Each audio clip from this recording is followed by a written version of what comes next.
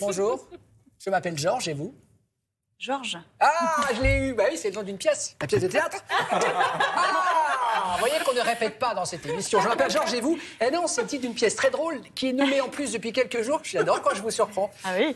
Nommée au Molière de la meilleure comédie 2025. Oui, c'est l'histoire d'un mec qui découvre que toutes les résidences autour de son nouvel appartement portent le prénom de ses ex. Il y a la Villa Christine, la résidence Clémentine, voilà, vous avez l'idée. Et le reste, c'est Julia Livage qui va vous le raconter. Elle a rencontré les comédiens. Bonjour Grégory. Bonjour Julia. Alors, faut pas parler trop fort. On est juste à côté de l'entrée. Exactement. D'accord. Ça a dérapé quand j'ai ouvert la porte de chez moi et que... Joyeux anniversaire. Il se passe plein de choses dans cette pièce, mais il y a quand même une histoire principale qui est l'histoire de Georges que j'interprète. Il se trouve que Georges vient de se séparer et vient d'être largué par une Christine.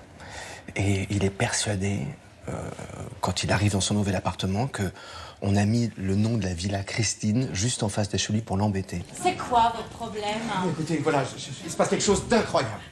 Mais voilà, tous les immeubles portent les prénoms de mes anciennes amoureuses. Et il commence à faire une parano jusqu'à ce qu'il tombe sur un panneau où il y a marqué « Bientôt, construction, Villa Émilie ». Et comme il n'a jamais rencontré d'Émilie, il se dit « Ça y est, forcément la prochaine femme de ma vie va s'appeler Émilie ». Je dois absolument embrasser une Émilie avant mon rendez-vous. Ça tombe sur vous. Georges, tu serais prêt à rencontrer une Émilie juste parce qu'un immeuble va s'appeler comme ça? Il y a une trentaine de personnages qui le croisent. Moi, j'aimerais bien voir vos partenaires. C'est mes partenaires qui Vous sont m'emmenez? là-bas. Oui, c'est parti.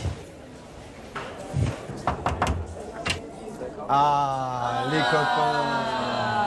Et voilà le reste de la troupe.